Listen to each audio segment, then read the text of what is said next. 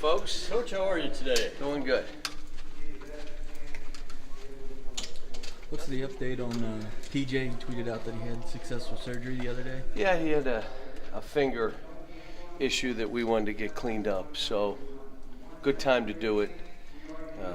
Do it right away. It'll take him 4 or 5 weeks to get it all healed, but he'll be fine. You think he'll be ready for the Bahamas? Yeah, I do. Did that affect him at all? I know he said he played with it for most of the spring semester when he was out. It did. I mean, if you looked at it, his finger looked like that.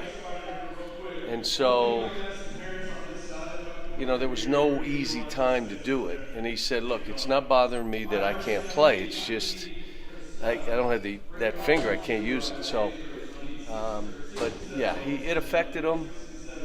But this was the time to get it done, so. How's your health? You tweeted out about doing something. Not bad. I need probably another week or so, and I'll be fine. I mean, I'm coming back, but it's all good. My stuff wasn't serious. Coach, how much contact have you had with Max since he got over to Louisville, and what does that do for the rivalry? I think Chris will do a great job. Known him for a long time. I wished him well. I saw him in an airport, he and his wife somewhere. And I told him, you can win national titles there now. That is, Louisville's one of those places. And so I know he's excited, and his wife's excited to be back, so I'm happy for him.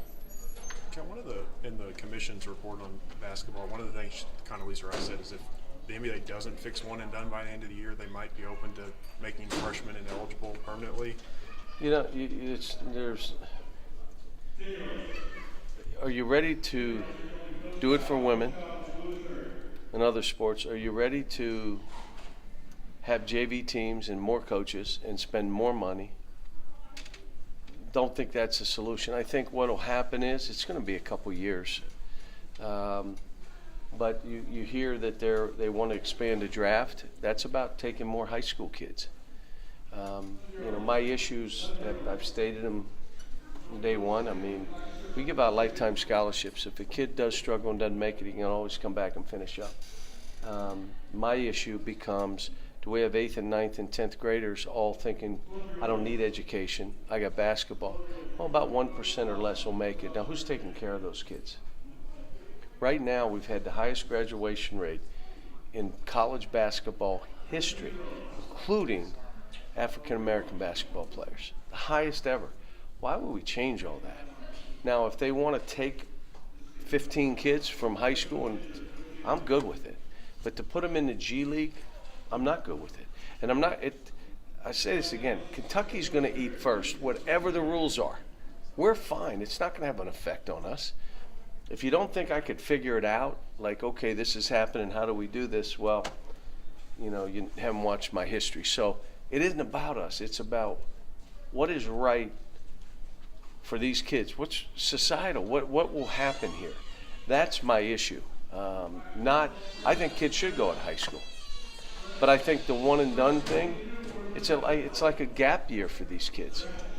A kid 17-year-old is ready for a man's world. Brad's 22 or 21. Got his age wrong too. He's not ready for a man's world, the decisions he makes. So that's why I say those things. Another thing they mentioned is if they change it, maybe more people will reclassify, graduate early. We've seen more of that. How do you talk through those conversations with high school recruits that are debating on what year? That means, one, you have to be academically ahead. Now there's been a couple that have, how'd that happen? But it's very few. They're kids that are ahead academically. But the second thing is, if you're not mentally mature enough or physically ready, why would you reclassify? You're not going to be, okay, I'll go 1 year. No, your body will tell you, and then your family should know your mind. I mean, you're setting somebody up for failure if they're mentally not ready to go into that man's world. And that's what that professional, do you help us win? Are you a professional? Because if you're a little baby and you pout, you're out. What? I'm out. Oh, you're out. Are you ready to be professional? And if you're not, you get yourself ready so that you can make it. What I'm proud of with our guys, they've left, many have left after a year or two, but 75% of them make it. Every lottery pick that we've had drafted has made it. Like, they're making it, which means they were ready when they left. So, you know, that's a big thing for me. The SEC came out with the home and away schedule. Looks like your home and away opponents are tough next season. Did you kind of think when you saw that? I just said, where this used to be, everybody had to play everybody twice, or in a 6-year cycle, I won Kentucky twice. Where did that go? Now all of a sudden, whoever the best teams are, we're playing, which is fine. I mean, it is what it is, and you know, and that's why our non-conference schedule, which is one of the top 2, 3, 5, whatever you want to say, every year, when you start putting these together, I got to make sure, non-conference wise, that we're doing the right stuff, because it's going to be, this is a bear for young teams. I mean, you know, last year we had all freshmen trying to do this. When you talk about a man's world, the NBA, have you had a chance to watch any of the finals, and if so, what are your thoughts on those? Well, if everybody's watching, the game is changing. I talked about this a few years ago, positionless basketball. Who's the point guard for Cleveland? He's 6'8" in a freight train. You know, you watch some of these guys. Chris Paul is one of the best point guards in the world. Guess what? Harden had the ball more as a point than he did. The game is changing. You're stretching the court, the skill to shoot threes. I mean, Golden State will shoot 50, 60 threes. My gosh, when did that happen? And guys are allowed to go 1 for 10 and 1 for 9, which they did in the last game, and then make some plays at the end, and they still win.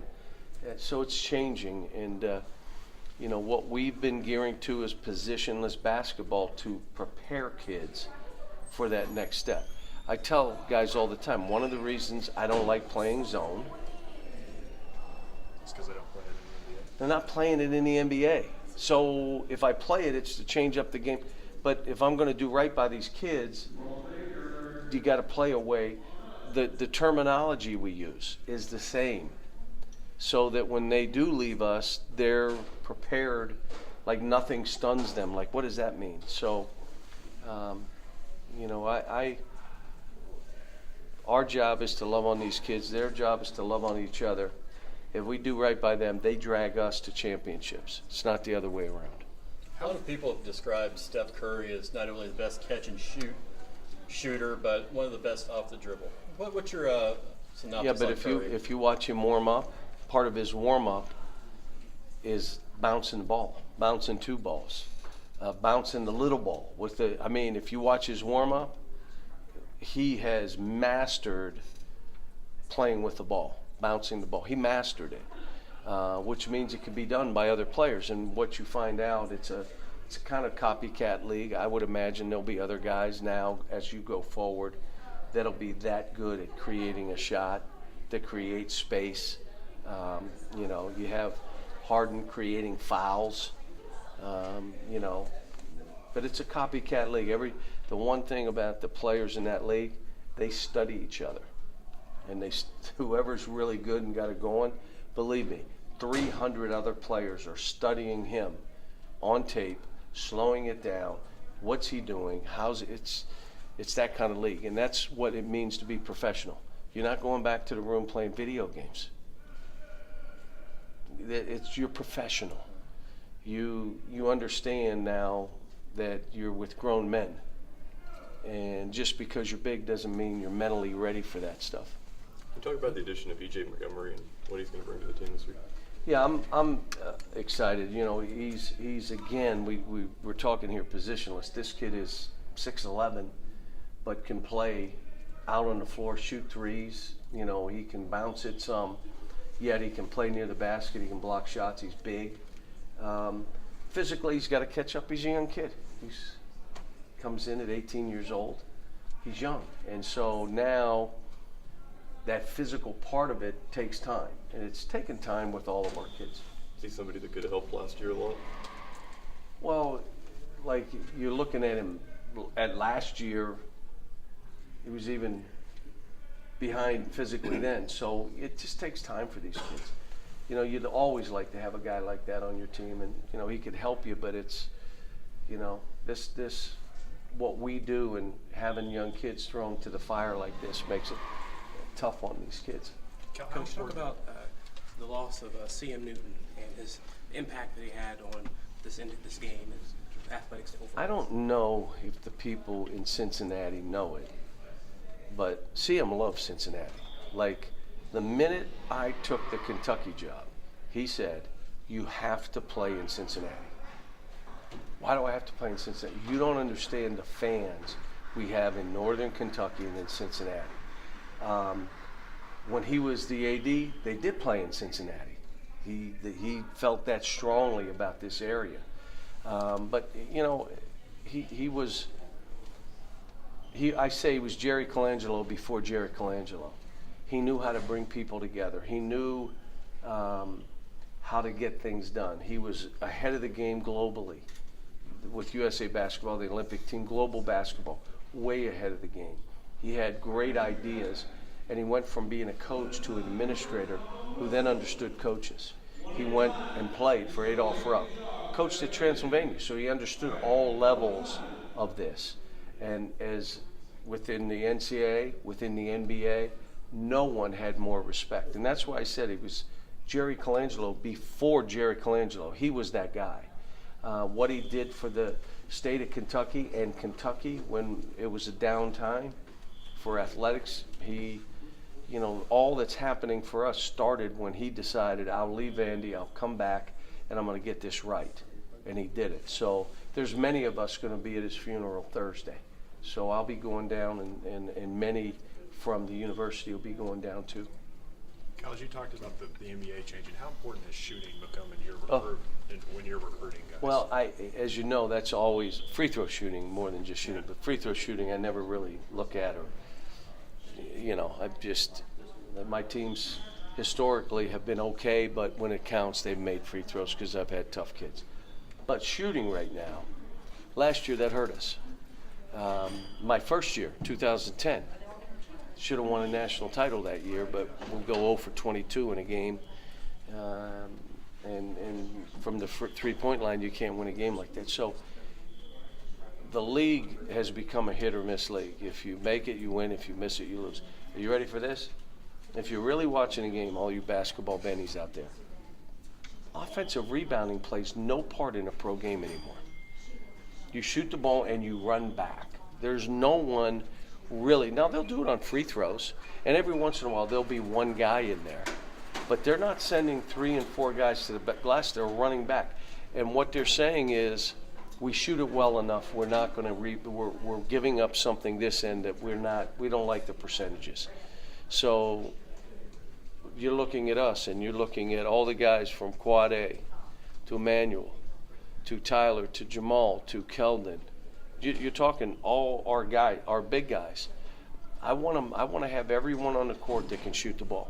That you got to be honest. You got to play them. When anytime you're playing against a team where they're playing off of one person, it's hard. You know, how about 2? And we've had some times when they played off 3. And then I said, well, the 3 can't play together. Let's make sure only one of those guys are out there at a time. So yeah, I'm excited about this team in that regard. Guys, one more second downstairs. Just this camp, you said you hadn't done it in 5 years. Why bring it back? Well, we did it originally. You know, we did the tour with the national championship trophy, and we came up in this area. We went west, east, south. We went all over Kentucky with it. I did some book signings, and I went all over the state. We did this camp, and basically all over the state. And it was the biggest thing for me. We all get to touch and be a part, and I think people appreciate when you come to them versus them having to come to you. But more importantly for me is our players get to be seen and heard and watched, and people walk away with, wow, great kids. The best thing that we've been able to do at Kentucky is our kids have been just good to each other. They sacrifice, they understand they got to give up something to be a part of this. They understand it's bigger than them. They understand that they're held to a standard that's higher. Something goes wrong in our program, Oh, it's on the ticker now. And if a story is written, you know where the story dies after it's written? Our stories don't die. They just have like 9 lives. They're like cats. And so it's different here, and they get that. They understand. All right, thanks, folks. Thanks, Cal. Thank you. Appreciate it. Appreciate it.